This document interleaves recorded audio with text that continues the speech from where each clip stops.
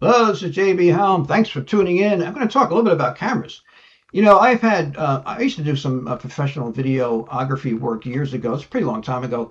Not for big money. I was basically shooting some weddings, and I also did marketing videos for a company that was doing Kickstarter type events, like GoFundMe videos, things like that. For people that were getting ready to put their product on a something like a Kickstarter crowdsourcing. And I used the Lumix cameras. My first camera was, I guess it was a GH1. But over the years, then I got, it became kind of a hobby with me. And even though when I stopped, uh, doing a videography work, I ended up buying a camera that was either a professional camera or a prosumer camera, which is almost a professional camera, from all the companies at one time or another. Sometimes I know I'd sell them and trade them after I used them for a while. So I had Sony, I had Canon, Nikon, Panasonic, and Fuji. And and I went back to Lumix, and I'm really a big Lumix fan, and I'm going to tell you the reason why. It's because of their stabilization. There's stabilization built into the cameras. Now here's my smaller camera, the S9, which is it's a full frame camera, but it's not that big. And with the stabilization being so good, I can shoot videos with this at 24 frames a second, 4K 24 frames a second. And a lot of the cameras that I've tried, even though they're expensive cameras, you get a shaky image unless you use a tripod. The stabilization in the Panasonic cameras, I could just hold it, and I'll show you a video later to explain that.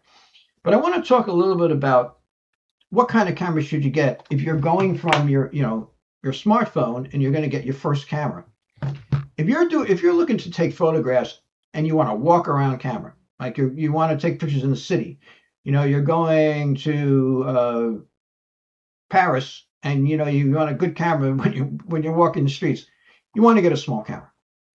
There are so many small cameras because what happens is if you have a full size camera, a lot of times you don't feel like carrying it around, and there's no need to carry a big camera. You don't get better pictures with a big camera, not especially for walk around. It doesn't make any difference. I mean, you can get professional, like if this camera here. I've had cameras smaller than this that I can get professional quality photographs, but this camera I can take as good photographs as pretty much any camera you could possibly use. I mean, it's a great camera. Um, like there are videos now. Here's Tom Carlton. He ranks 10 of the world's smallest mirrorless cameras. He ranks them for you. There are other, YouTube pages like that, so you can get a good idea of what fits into your price range. For walk around photography, get a small camera. In my opinion, get a camera with interchangeable lenses. There are really good cameras, and he talks about some of them, Tom, where they have just one lens attached to it, and it's a zoom lens. They're terrific cameras, but I wouldn't get one of those because you can, for around the same price, you can get a used camera, like a small camera with a lens on it. And then, after a while, if you want to get another lens, you just buy another lens, and now you have two lenses, right? And you can have a zoom lens, and then you can have a prime lens. I mean, it's just nice. If you're going to get into photography, in my opinion, get an interchangeable, a camera with interchangeable lenses. That's a big part of the fun of it. I have a lens that I bought. I paid like $60, and it's like a famous lens. And with an adapter, I can use it on both of these cameras. These are my two cameras I have. I have the Lumix G9 Mark II, and I have this smaller S9. This camera is smaller, but it has a bigger sensor because it's a full frame sensor, whereas this is a micro four thirds. Now, when would you need a bigger camera, full size camera? Well, if you want to be a professional, let's just say you want to shoot weddings, like I did. You want to be a photographer or a videographer and doing weddings. You don't want to show up with a small camera. People don't like that. So you pretty much have to have something that's decent size. Now this camera that I have, the G9 Mark II, is not a huge camera, but still it would look more professional than the S9 because of it's a little bigger. And I would usually have some sort of rig, and I'd have other equipment with me too, to make it look like I knew what I was doing. And I would always have two cameras. Another advantage too is that this is really a professional camera in the sense that it has two SD cards in it, two memory cards, so it has a backup. So if one fails, something like that, which they can, the pictures are already on. They're on both, SD cards, memory cards. So that's one of the reasons why it's professional grade camera. Um, Another time when you would need big cameras, if you're doing landscape photography or wildlife photography, you're shooting something that's in the distance, so you need zoom lenses. And the zoom lenses can be very big and heavy. So it's not practical to have like a really small camera. Because I've had cameras like half the size of this one. And you don't want to have a little camera and have a lens that comes out to here. It doesn't balance well. So in that, if you're doing, if you want to be a landscape photographer, or even if, as a hobby or whatever, or you want to go, and shoot animals, birds, whatever, you want a bigger camera. Now, a lot of people would go for something like a Micro Four Thirds, or even the other crop sensor cameras, like the Sony has some really good crop sensor cameras, because the cameras tend to be a little smaller. Like for instance, with the Micro Four Thirds, they're lighter and the lenses are lighter. And I'll give you an example. Now, this is a lens that I can put on my G9 Mark II. Now, this is a 45 to 150 millimeter lens, but because this is a crop sensor, it doubles the focal point. So this would be a 90 to 300 millimeter lens when I'm using it on a Micro Four Thirds camera, because it doubles the millimeters on the lens. So it goes from 150 to 300. That's the reach on it. And look at it. I mean, this is light. This is like real. And I pay. And another thing too that's great about these Micro Four Thirds cameras, there's a lot of lenses available for them, because you have Panasonic makes them, and so does Olympus. So you can use Panasonic lenses, Olympic lenses, but then other companies make lenses for them. Like Sigma makes very good lenses for them, and then there's Chinese companies that make lenses for them, and they tend to be small. So if you get a 300 millimeter reach with this, and look how small it is. So now, if you needed, like, say, a lens that goes up to like 600 millimeter, which is nice if you're taking pictures of birds and stuff, it's going to be smaller and lighter if you have an Olympus camera or a Lumix Micro Four Thirds camera, because of the focal length doubling. And a lot of people who shoot wildlife, like to use like one of the Olympics camera or the Lumix. So that's another thing. Otherwise, if you're not using big zoom lenses, or if you're not taking pictures of things far away, you're better off with a smaller camera, in my opinion. Now, I mentioned that the reason why I like these cameras, the Lumix cameras, and both of these cameras have this great stabilization, so I can shoot video without that herky-jerkiness that you get. I mean, I've had cameras that were professional grade cameras shooting 4K 24 frames a second, which is 24 frames a second gives you the most natural look. That's what they usually film like movies in. And a lot of the cameras out there, and I'm not going to mention any particular brand because I don't want to like criticize them, but a lot of them with fairly expensive cameras, if you don't put them on a tripod or have some sort of gimbal or something to hold them, it jitters. You get a shaky image. Whereas this, I can just hold it. I can hold it with one hand, actually. Same thing with the G9 Mark II, because that's how good the stabilization is. Now, it's not as important for photography unless you're shooting the wildlife. Again, when you're using those big, heavy lenses, and let's just say you're shooting birds, the stabilization is important then too, because with those big lenses that you're trying to shoot from far away, once you start getting up there in that high range, where you're shooting with like a 400 or 500 millimeter lens, it gets a little harder to hold it and get a stable image. So again, the stabilization is important. If you're just taking pictures, walk around, the stabilization isn't as important for photography. It's very important for videography all the time, unless you want to, always put your camera on a tripod. But sometimes, like why would I want to use a tripod if I don't have to? If you're not shooting a feature length film or something, you're just walking around and you want to take a video, or let's say somebody, you're at somebody's wedding and you want to take a video, you just want to hold your camera, and with these cameras, you don't need stabilization. It's built in the camera. It steadies your hand, basically. It's pretty amazing. The other thing that people are interested in usually is the autofocus. Now, Panasonic used to say, people used to say that autofocus wasn't as good, say, as Sony or Canon. But now on these these two cameras both have the improved autofocus. So that's something, if you were going to buy, a micro four thirds camera from Olympus or one of the Panasonic cameras, you'd want to see which models have the improved autofocus. And these, again, people who review cameras will tell you, but the S9 and the G9 Mark II have, the improved autofocus, which is, professional grade.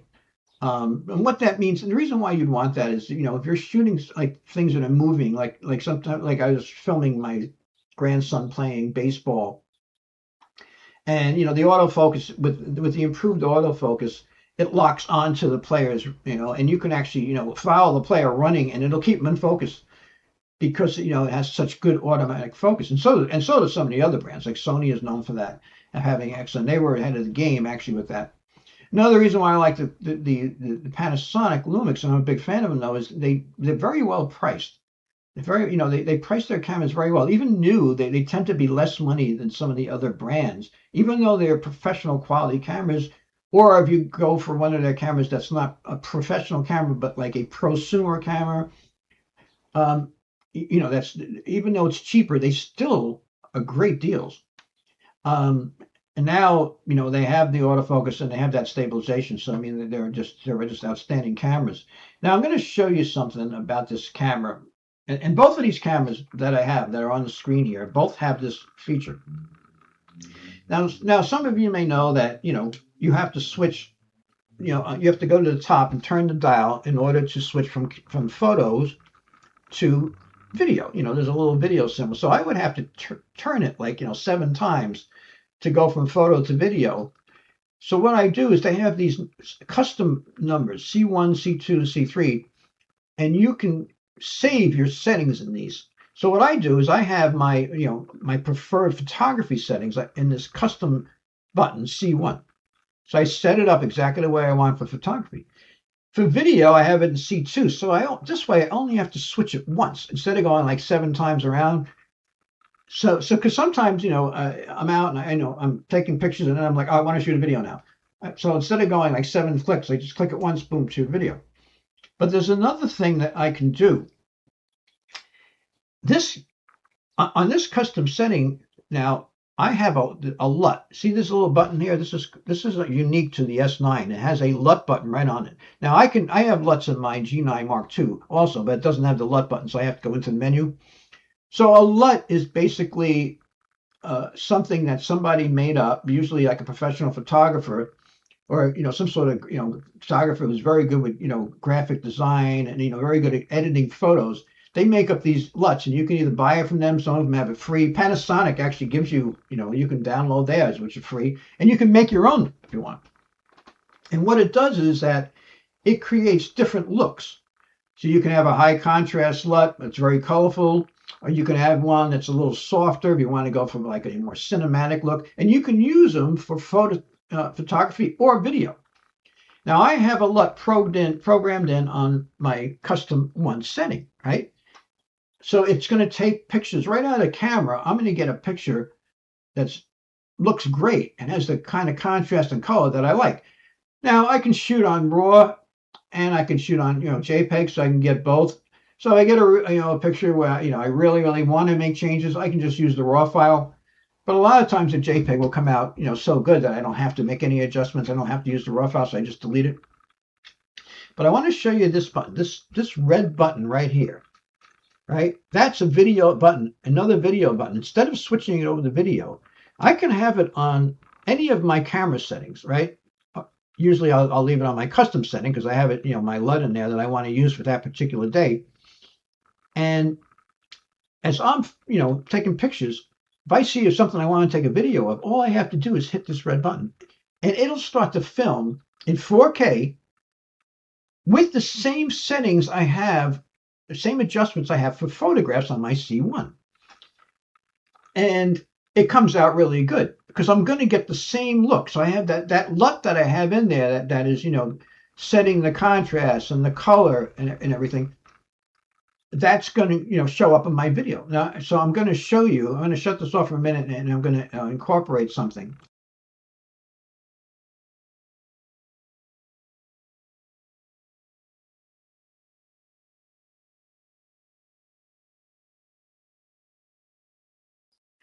So this is a video that I filmed,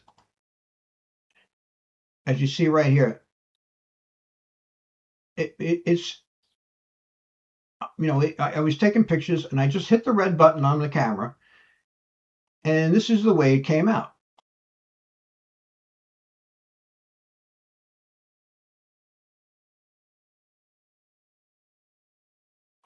It's a short clip, but what I did is I just put it, it's like 2 or 3 of them so you could see how it looks, and you can see that the color is really nice. So I just have it blown up on the screen. So this is this is the video, right? Just stopped. And again, it's using the same LUT that I used to shoot photographs that day, and the photographs came out just like this, the JPEGs, right? The color is great. This is, this was a covered bridge festival, so there was music in the background and everything, and there's a river over here. And now it's true that I could have shot this in my regular video, flipped it over to video and shot it, and then made all kinds of adjustments afterwards. But by pressing the red button, I'm using the LUT that was I was using for photographs that day, which was the exact LUT that I wanted to use because I had the color I wanted, I had the contrast I wanted, I had all the settings I wanted. I mean, it just everything looked good. The sky looked good, the clouds, the colors were good, and I used it for the video, and the video came out perfect. I didn't have to do any adjustments. A lot of times you hear people say, well, you should shoot in B-log and then colorize it afterwards and everything. Yeah, you could do that. I mean, it's going to take a lot longer, and if you're shooting a feature film or something, that's and you're getting paid or something, I guess. But to be honest with you, if I had shot this in Vlog and then spent the time to colorize it afterwards, using all the adjustments in DaVinci Resolve or something, it wouldn't have looked any better than this. I mean, this you can't really get it much better. This just came out beautiful. The colors are perfect. The contrast is good. It's what I wanted. To my eye, this is what I wanted. And so that's a nice little feature. You've got the LUT button on this camera, the S9, and the other one, the other camera I have, there are LUTs in the menu, and you get this beautiful look right out of camera, and you have the red button where you could just take a video. You don't even have to set up your video settings. It just automatically shoots a video with the LUT on it and comes out really nice. So anyway, just a short video about somebody who's looking, just give you my impressions of my experiences with all these cameras over the years. I appreciate you tuning in. This is JB Helm. I appreciate if you could subscribe to my channel. That'll help me out. Thanks.